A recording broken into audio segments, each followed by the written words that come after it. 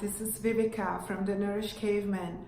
Welcome to Doctor's Blunders, the stupid stuff that your doctor told you. In this episode, we are going to talk about fatty liver disease and the not so great advice that one of my clients got given by her doctor.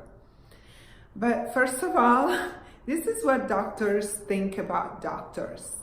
I was a general practitioner, all right? We are the dumbest of all doctors, all right? Like, in general, we knew nothing. We're stupid, okay? Like, if a patient came up to me and said, what do I have? Well, in general, you're sick, so I'll refer you to a specificist. You know what I mean? I don't know. See someone else. I'm a day drunk, all right? Welcome to Kaiser. So here is the story of my client who went to see her doctor with her brand new blood work. And her blood work showed that she had fatty liver disease. So the doctor looked at her and say, well, there is not much I can do. You just need to go home and lose some weight.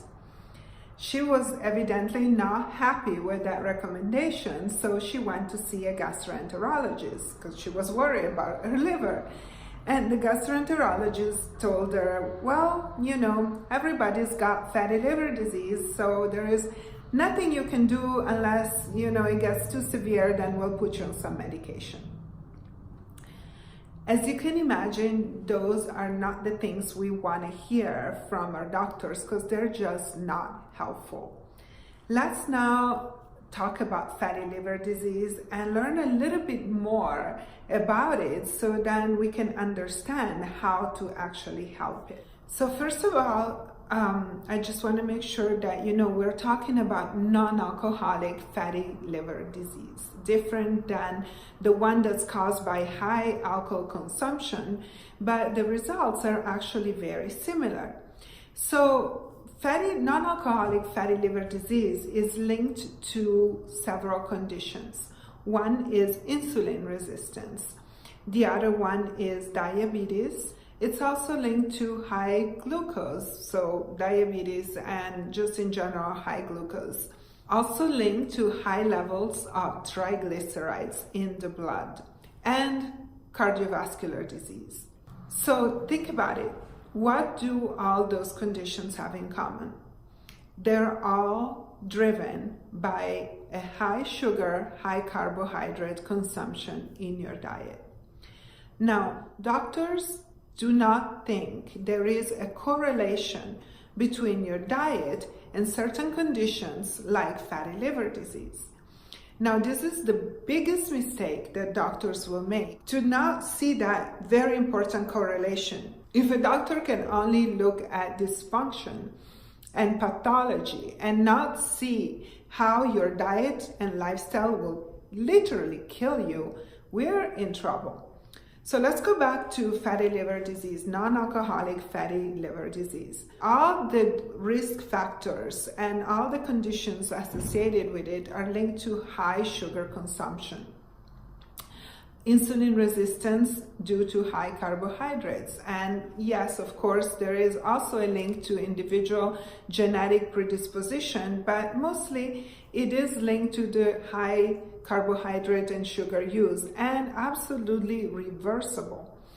Also diabetes too, absolutely linked to high carb and sugar consumption and reversible. High triglycerides. High triglycerides come about when you consume too much sugar or too many carbohydrates for your body's ability to store them. So your body has to convert them into fat in order to store them both in the liver and in the tissues. So what do you think we can do to help fatty liver disease?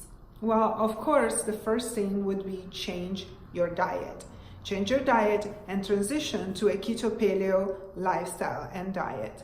Number one, lower your carbs, eliminate your sugar. And then the second very important thing that you can do is detox your liver. But not one thing will work unless you do them together in the right order and with the right tools. So I definitely encourage you to read more about the subject, educate yourself. I'm a very big proponent of education and empowerment. Empower yourself with knowledge. Don't let your doctor try to put you on medication when not necessary, when there are other very viable tools that will help you get clean and get healthy.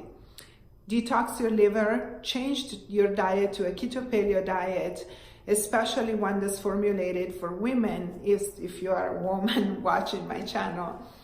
And follow my blog and follow my YouTube channel. If you like this information, share it with a friend, and I will continue bringing you good, relevant information to keto paleo for women's health.